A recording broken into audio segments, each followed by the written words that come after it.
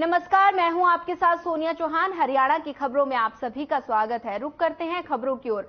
हरियाणा के मानेसर में फ्लिपकार्ट के क्षेत्रीय वितरण केंद्र के शिलान्यास कार्यक्रम का आयोजन किया गया, जिसमें मुख्य अतिथि के रूप में मुख्यमंत्री मनोहर लाल और उप मुख्यमंत्री दुष्यंत चौटाला ने शिरकत की। इस दौरान संबोधन में मुख्यमंत्री मनोहर लाल ने कहा कि ट्रस्ट, ट्रांसपेरेंसी, टाइमली इंथ्रिटी और बेहतर इंफ्रास्ट्रक्चर के लिए हरियाणा देश में निवेश की दृष्टि से पसंदीदा राज्य बना है। इस निवेश से भविष्य में हमारे युवाओं को बड़ी संख्या में रोजगार के अवसर उपलब्ध होंगे, साथ ही राज्य के स्वयं सहायता समूह से इससे जोड़े जाएंगे।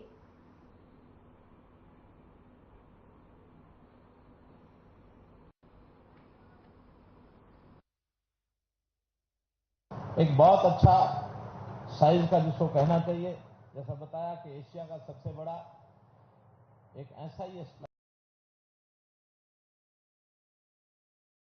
40 एकड़ में इसका फैलाव है। जैसा बताया कि 10,000 लोगों को रोजगार भी मिलेगा और एक अनुमान से हर महीने 50 करोड़ लोगों को यानी ग्राहकों को यहां की माल की सप्लाई हो सकेगी। देश की 40% आबादी, एक बहुत बड़ा एक सिस्टम देश में खड़ा होने जा रहा है। लगभग 1400 करोड़ रुपए की इसकी लागत है। तो इस नाते से इस ग्रुप की जो विशेषता है वो अपने आप में बखूबी वर्णन लायक है। मेरा एक इसमें दूसरा दृष्टिकोण है कि आखिर ये कहीं भी अपना इस प्रकार का वितरण केंद्र ये बना सकते थे। देश में बहुत जगह है, लेकिन इन्होंने हरियाणा में ही बनाया है। ये ठीक है, उसमें कुछ प्रयत्न हमारा रहा होगा, लेकिन उस प्रयत्न को मैं तो इसलिए थोड़ा कम देता हूं, आखिर जिसने काम करना उसके मन की मर्जी है कि नहीं है। क्योंकि एक व्यावसायिक एक कार्यक्रम है, कोई चैरिटेबल नहीं है कि ऐसा नहीं है कि कहीं भी जाकर खोल लेंगे। तो जब इतना बड़ा ग्रुप यहां अपना संस्थान खोल रहा है, इसका मतलब इनका विश्वास बड़ा है। हरियाणा में इस प्रकार से विश्वास करने वाले लोग, इनकी संख्या निरंतर बढ़ रही है।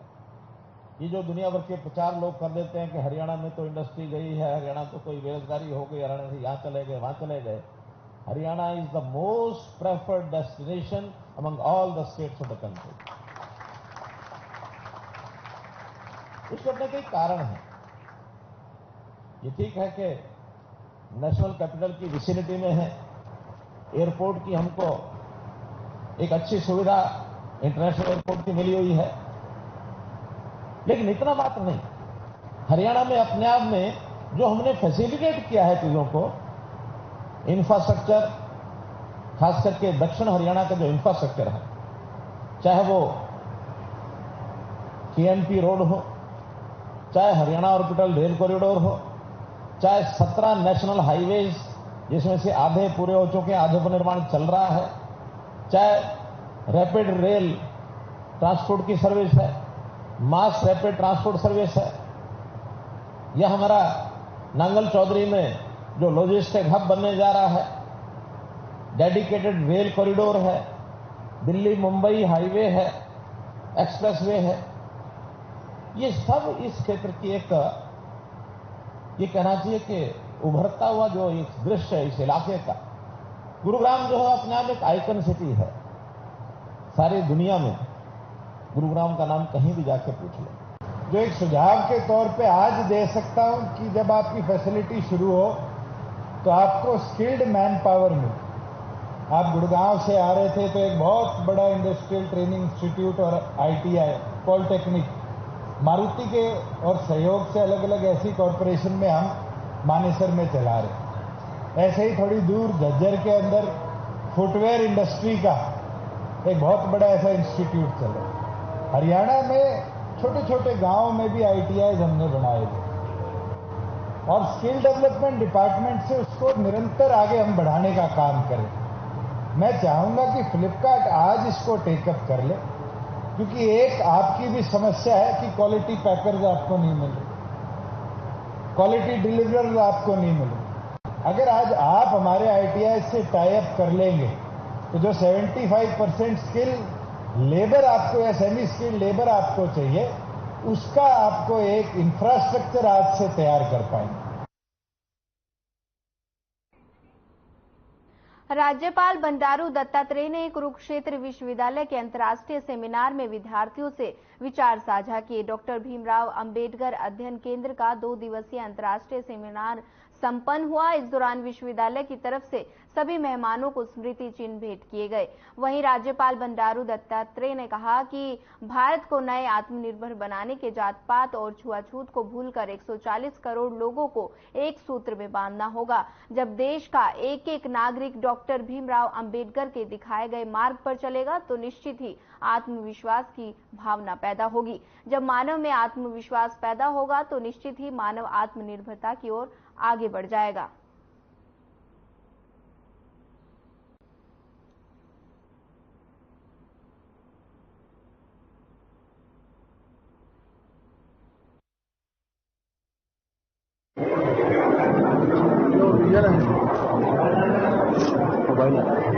इक्कीसवीं सदी आत्मनिर्भर भारत में उनका दृष्टिकोण क्या है, कैसा है, इस विषय पर जो है सेमिनार हुआ। मुझे बहुत ही खुशी लगी। आत्मनिर्भर भारत संविधान में बाबा साहब अम्बेडकर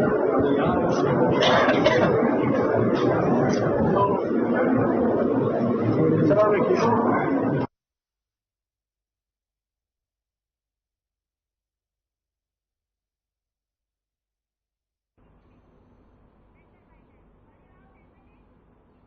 गृह मंत्री अनिल विज ने कांग्रेस नेता राहुल गांधी के कूली बनने पर तंज कसते हुए कहा कि राहुल गांधी किसी रामलीला के कलाकार की तरह है। पत्रकारों से सवालों का जवाब देते हुए विज ने कहा कि जिन रामलीला कमेटियों के पास कलाकारों की कमी होती है, एक ही अदाकार कई भूमिका निभानी पड़ती है, उसी प्रकार से राहुल गांधी कभी सब्जी लगाने वाले लगते हैं, कभी ट्रैक्टर और ट्रक चलाने लगते हैं, तो कभी कूली बन जाते हैं। इसके अलावा इनके बहुत से काम हैं। वहीं राहुल गांधी के महिला आरक्षण में ओबीसी की कोटा को लेकर दिए जाने वाले बयान पर विज का जवाब आया कि देश में 49 सालों से कांग्रेस का राज रहा है और बहुमत भी रहा है। राजीव गांधी के कार्यकाल के समय 407 सांसद थे और ये तब संविधान के विभिन्न प्रावधानों में संशोधन कर भी कुछ नहीं कर सकते, मगर इन्होंने कुछ नहीं किया। लेकिन ये कभी नहीं चाहते थे कि ऐसा हो। इस देश में 49 वर्षों तक कांग्रेस का राज रहा। कांग्रेस का बहुत ज्यादा बहुमत भी रहा। राजीव गांधी जी के समय में 404 सांसद थे। कोई भी अमेंडमेंट कर सकते थे, कुछ भी ला सकते थे, लेकिन इन्होंने किया नहीं, क्योंकि ये कभी चाहते ही नहीं थे। अगर चाहते होते तो लेकर आते, फिर उसमें ओबीसी भी कर देते, बाकी भी जो रिजर्वेशन करनी है वो भी कर देते, लेकिन इन्होंने कभी चाहा नहीं। और जिस प्रकार से इस बार ये लोकसभा और राज्यसभा से लगभग बहुमत से ये पारित हुआ है, सर्वसम्मति से पारित हुआ है, उससे लगता है कि भी सभी पार्टियां इसके लिए तैयार तो थी, पर कोई हिम्मत नहीं कर पा रहा था इस बिल को लाने की। राहुल गांधी जी किसी रामलीला के कलाकार हैं। जिस रामलीला कमेटियों के पास कलाकारों की शोल्डर होती है, कम होते हैं, एक एक अदाकार को कई कई रोल करने पड़ते हैं। कभी वो राम की सेना में बन के आ जाते हैं, कभी रावण की सेना में बन के आ जाते हैं।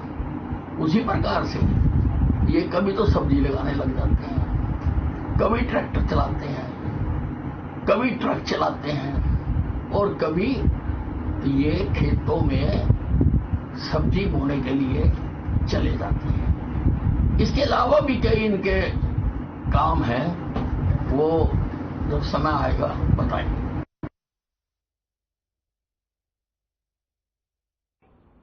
नशा मुक्त हरियाणा को लेकर साइक्लोथॉन यात्रा अंबाला पहुंची। अंबाला पहुंचने पर एसडीएम सितेंद्र सिवाच, डीएसपी विवेक चौधरी, जोगिंदर शर्मा, नगर परिषद सेक्रेटरी राजेश कुमार और अन्य शहर के गणमान्य लोगों ने यात्रा का भव्य स्वागत किया। इस दौरान उन्होंने कहा कि यात्रा का मुख्य मकसद है प्रदेश के युवाओं को नशे से दूर रखना।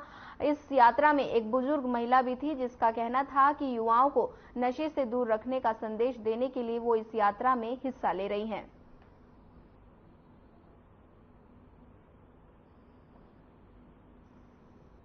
आज यहाँ अंबाला कैंट में साइक्लोथॉन रैली का स्वागत किया गया है।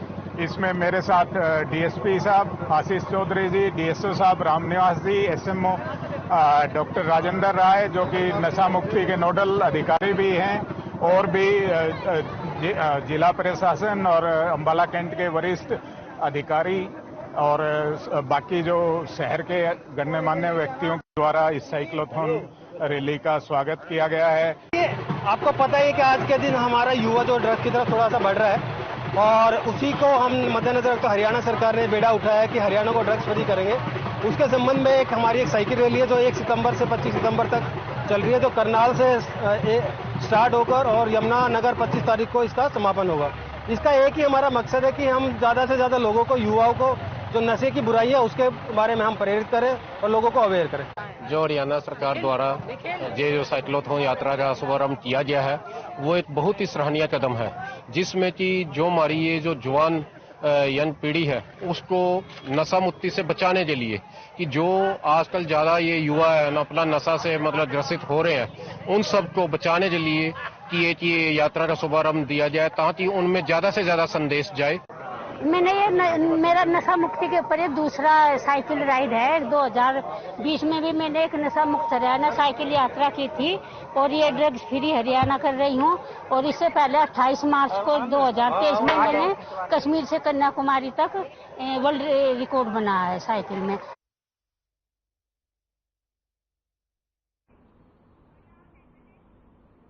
रतिया जन स्वास्थ्य विभाग हाइड्रोलिक जेटिंग मशीन से शहर में सीवरेज की साफ सफाई के बाद गंदे और प्रदूषित पानी के साथ टैंक को घग्गर नदी में खाली करने पर शहर वासियों में रोष जताया। उन्होंने कहा कि इससे नदी प्रदूषित हो रही है। जन स्वास्थ्य विभाग हाइड्रोलिक जेटिंग मशीन से शहर में सीवरेज की साफ सफाई के बाद गंदे टैंक को घग्गर नदी में डालने को लेकर इसकी जानकारी शहर के गणमान्य लोगों को लगी तो वो मौके पर पहुंच गए और नदी को साफ दूषित करने पर ऐतराज जताया। वहीं गाड़ी चालक गाड़ी को वहां से लेकर चला गया।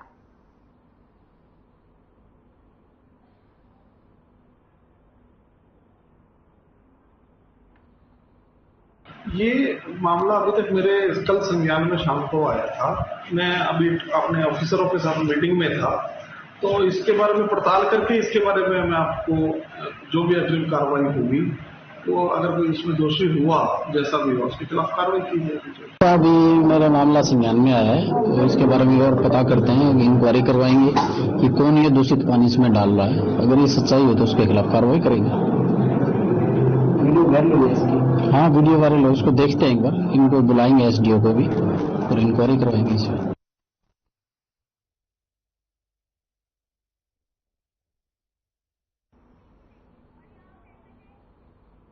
खबर फरीदाबाद से है, जहां पंचायत को सरपंच को टर्मिनेट करने का मामला सामने आया है। बता दें कि एजुकेशन सर्टिफिकेट ना दिखाए जाने को लेकर कार्रवाई की गई। 10वीं और 12वीं की मार्कशीट न होने पर पंचायती राज एक्ट के तहत ये कार्रवाई की गई। कार्रवाई के दौरान सरपंच लदियापुर फारूक को बर्खास्त कर दिया गया। जिला उपायुक्त ने लदियापुर के सरपंच फारूक को टर्मिनेट करने के आदेश दिए हैं।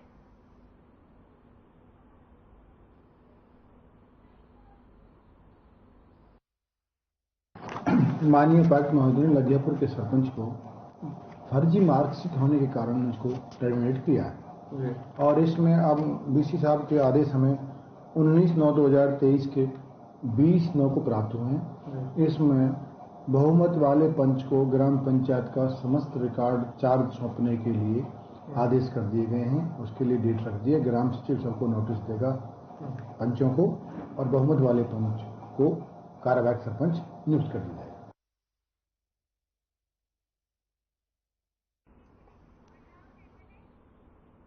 भिवानी स्थित सराय चौपटा किरोड़ीमल मंदिर के सामने शुक्रवार को नगर परिषद का पीला पंजा चला।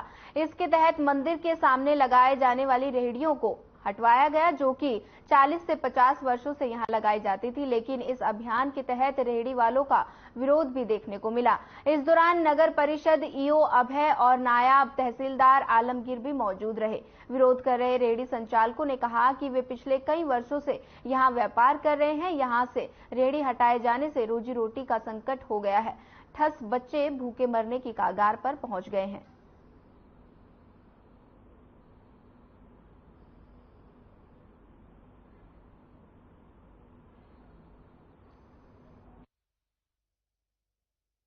फालतू रेडी लगा रहे हैं और मेरा काम पाड़ के चले गए, जान बुझ के पंजा मारा हुआ है और कर्जा लेके वो कहा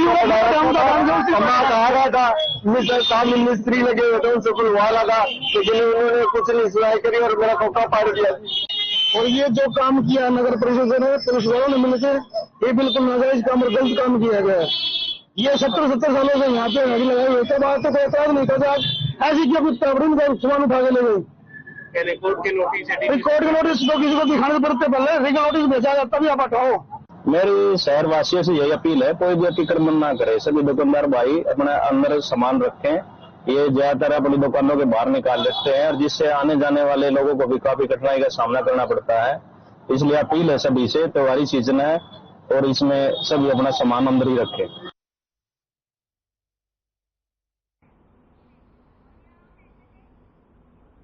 इंद्री अनाज मंडी में पीआर धान अधिक मात्रा में आने से मंडी में अव्यवस्था का आलम हो गया है। वहीं इंद्री के एसडीएम ने अनाज मंडी के चारों गेटों को बंद कर मंडी के अंदर धान आने पर रोक लगा दी है, जिससे किसानों का गुस्सा चरम सीमा पर पहुंच गया है और किसान मंडी गेट के सामने करनाल यमुनानगर हाईवे को जाम कर प्रशासन और सरकार के खिलाफ जमकर नारेबाजी कर रहे हैं।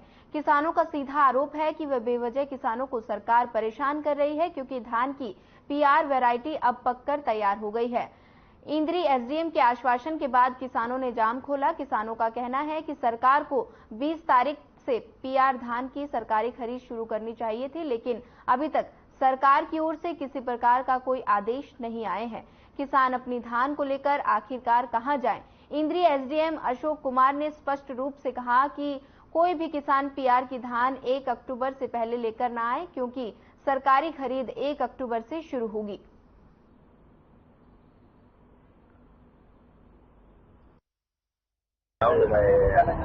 देखिए, पीआर धान जो 90 दिन में पक्का तैयार हो जा, अभी नई वैरायटी पीआर 26 90 दिन में पक्का तैयार हो जा।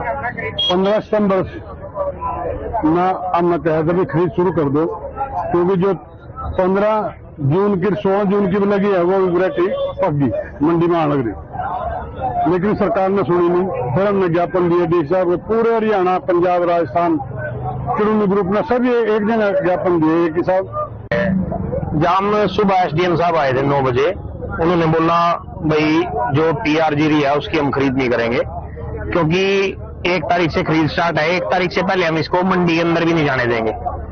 तो मैंने बोला, रामपाल चहल भी है, हम भी थे सभी, मगर इसको लेके कहाँ जाएंगे? वो कहीं भी लेके जाओ, यहाँ पे नहीं पर आपको अंदर आने देंगे। अपना इंद्री जो स्टेशन है यहाँ पे थोड़ा धान अर्ग लिया जाता है और यहाँ पे धान की कटाई शुरू हो गया, तैयार धान की। तो पिछले मतलब 3-4 दिन से धान काफी संख्या वाला शुरू हो गया था, जिससे तो मतलब आज एसडीएम साहब ऑर्डर आए थे कि इसको ब्रेकफास्ट बंद किया जाए। तो फिर अभी बाद में किसान लोगों ने जो है रोड जाम किया था, उनको समझाया है। आज यहाँ इंद्री मंडी में किसानों ने रोड जाम किया हुआ था और किसानों से अपील है कि सरकार की हिदायतानुसार जो है सरकारी खरीद के लिए फसल को 1 तारीख से लेके आए, और यही डिस्कस आज इन सभी से की गई है और रिप्रेजेंटेशन मैंने ले लिया है सभी का, और ये आगे फॉरवर्ड किया जाएगा, सरकार को आगामी कार्रवाई के लिए भेजा जाएगा।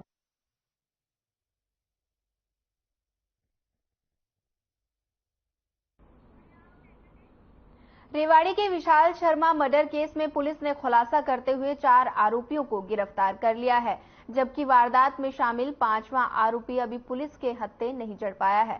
पकड़े गए आरोपियों ने 18 सितंबर को रेवाड़ी सेक्टर 3 में फाइनेंस कर्मचारी की गोली मारकर हत्या कर दी थी और 6 लाख रुपए की लूट कर फरार हो गए थे।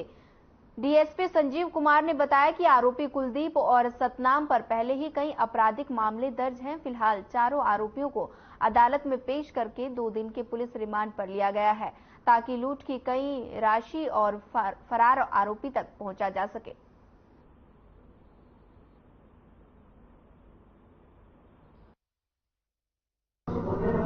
देखिए 18 तारीख को, अभी 18 सितंबर को जो सेक्टर 3 मार्केट में विशाल शर्मा जो संगवाड़ी के रहने वाले थे, जो कैश कलेक्शन का काम करते थे, इनको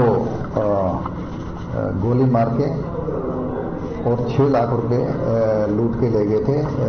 इस संबंध में मामले की गंभीरता को देखते हुए CIA 1, 2, 3 और SHO मॉल टाउन की टीमों का गठन किया गया था और 19 तारीख को जो विशाल शर्मा जो कैश कलेक्शन का काम करते थे, जो गोली लगने से जो इलाज के दौरान उनकी मृत्यु हो गई थी।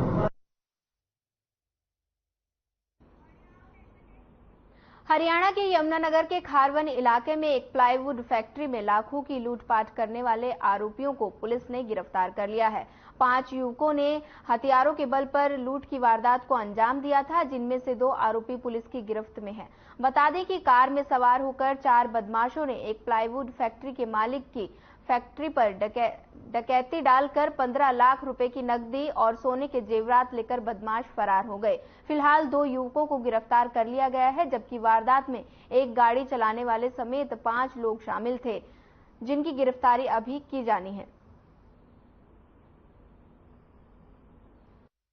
ये एक आरोपी है रोहित, इसके विरुद्ध पहले भी 4 FIR दर्ज हैं जो कि मारपीट की हैं, आर्म्स एक्ट की हैं, और ये जो अंकित है इसके विरुद्ध अभी फिलहाल कोई मुकदमा दर्ज नहीं है, पर यही पता लग रहा है जो बाकी इनके साथी हैं उन पर भी गंभीर प्रवृत्ति के अपराध दर्ज हो सकते हैं। जैसे ही उनको इन्वेस्टिगेशन में ज्वाइन किया जाएगा, गिरफ्तार किया जाएगा, आपको उसके बारे में बता दिया जाएगा।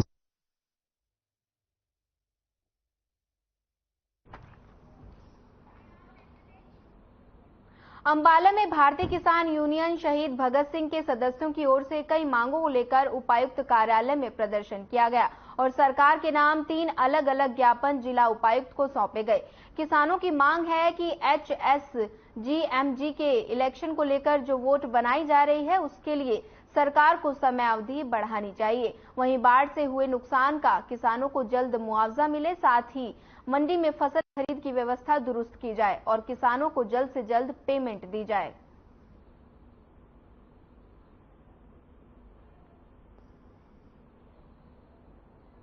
वाहिगुरु जी का खालसा, वाहिगुरु जी की फतेह। आज हम DC साहब के पास एक मांग पत्र लेके आए हैं जो हरियाणा में गुरुद्वारा प्रबंधक कमेटी की चुनाव के लिए हमने मुहिम छेड़ रखी है, जिसके फलस्वरूप हरियाणा सरकार ने उसकी वोटें बनाने का काम शुरू किया है। हम हरियाणा की सिख संगत द्वारा ये चाहते हैं कि इसके अंदर जैसे विधानसभा की, संसद की और वोटें बनती हैं, उसके अंदर सरकार अपनी जिम्मेवारी निभाती है। ये जो ज्ञापन है ये DC साहब को देना है। मंडी की जो धान की खरीद है उसके बारे में 1 तारीख से सरकार खरीद करने जा रही है और उसके माप तोल के अंदर जो यहाँ पे गड़बड़ी होती है उसके अंदर हम DC साहब से कहेंगे कि एक कमेटी गठित की जाए और ताकि हमारे किसानों को नाप तोल के अंदर कोई चूना ना लगा सके और सही टाइम पर उसकी जो उठान हो वो भी सही समय पर हो। आज किसान यूनियन शहीद भगत सिंह DC साहब के माध्यम से राज्यपाल के नाम एक संयुक्त मोर्चे की काल प्रज्ञापन देने पहुंची है। संयुक्त मोर्चे की जो मांगे हैं, जो बाढ़ प्रभावित इलाके के अंदर किसानों की जमीन का नुकसान हुआ है, फसल का नुकसान हुआ है और जो बांध टूटे हैं उनका रखरखाव और बांध बांधने के लिए और किसानों को उनकी खराबे की भरपाई के लिए और जिन किसानों के मजदूरों के मवेशी मर गए उनको मुआवजा दिलवाने के लिए और गरीब परिवारों के जो मकान क्षतिग्रस्त हुए हैं बाढ़ से उनको मुआवजा दिलवाने के लिए आज हम DC साहब के माध्यम से राज्यपाल के नाम ज्ञापन दे रहे हैं।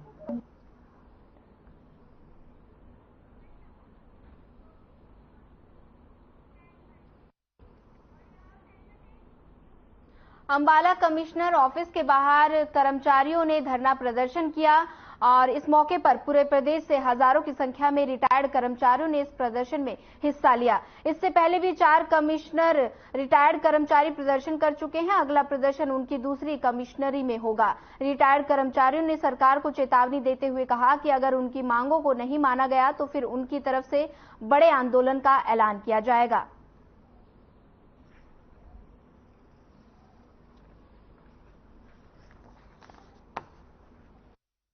आज हमारा ज्वाइंट एक्शन कमेटी का जो संयुक्त मोर्चा बना हुआ है उसका 5वां प्रदर्शन है। ये 4 कमिश्नरों पहले हम प्रदर्शन कर चुके हैं। सरकार को मेमोरेंडम कई बार दे चुके हैं हमें। जो हमारी पेंशन में इंक्रीमेंट लगाने का प्रोसीजर सरकार ने 80 साल की उम्र होने पर 20% लगाने का प्रावधान किया हुआ है, ये हमें मान्य नहीं है, क्योंकि हिमाचल और पंजाब भी हमारे ही शरीर के अंग थे। General secretary joint action committee का मेंबर हूं और जनरल सेक्रेटरी हूं रिटायर्ड कर्मचारी संगठन का। आज का हमारा जो मेन मुद्दा है वो रिटायर्ड कर्मचारियों का की कुछ डिमांड्स हैं। मुख्य 5 डिमांड्स हैं जिन पे हमने 5वीं कमिश्नरी पे धरना दे रहे हैं। हम इससे पहले हम जिला स्तर पे धरने दे चुके हैं, सरकार को कई बार मांग पत्र दे चुके हैं, लेकिन सरकार ने आज तक कोई सुनवाई नहीं की। उसके बाद हमने रोहतक, हिसार, फरीदाबाद और गुड़गांव की कमिश्नरी पे धरने दिए जा चुके हैं। आज ये हमारा 5वां धरना है और 6ठा धरना है 27 अक्टूबर को करनाल के अंदर। तो सरकार को उपायुक्त के माध्यम से और आयुक्त के माध्यम से हमारा ये संदेश आज हम दे रहे हैं कि हमारी 5 मुख्य डिमांड हैं, जिनमें सबसे पहली डिमांड है कैशलेस मेडिकल की।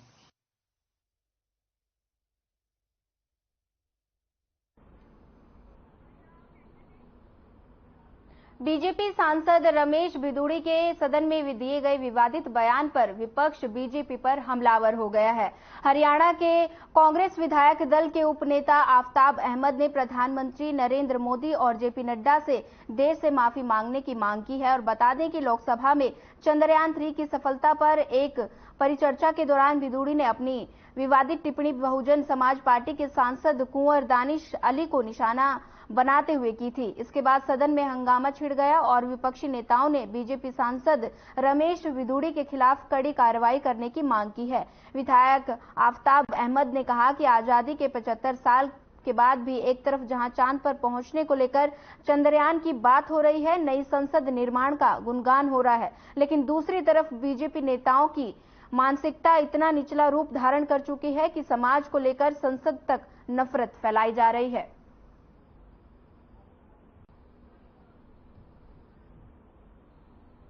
सबसे पहले मैं कहूंगा, हम आजादी का 75वां साल में एक नई सांसद में पहली ही सिटिंग में भारतीय जनता पार्टी के सांसद की भाषा अमर्यादित, अशोभनीय या असंवैधानिक, एक साथी सांसद के लिए सांसद में इस तरह की भाषा का कहना अपने आप में संसदीय प्रणाली को शर्मसार तो करता है, उससे ज्यादा इस व्यवहार के लिए बाहर तो सांसद से बाहर तो अल्पसंख्यक मुस्लिमों के लिए हर रोज गालियां, हर रोज मार पिटाई, हर रोज लिंचिंग, हर रोज उनके साथ जो है इस तरह की घटनाएं तो सुनी थी।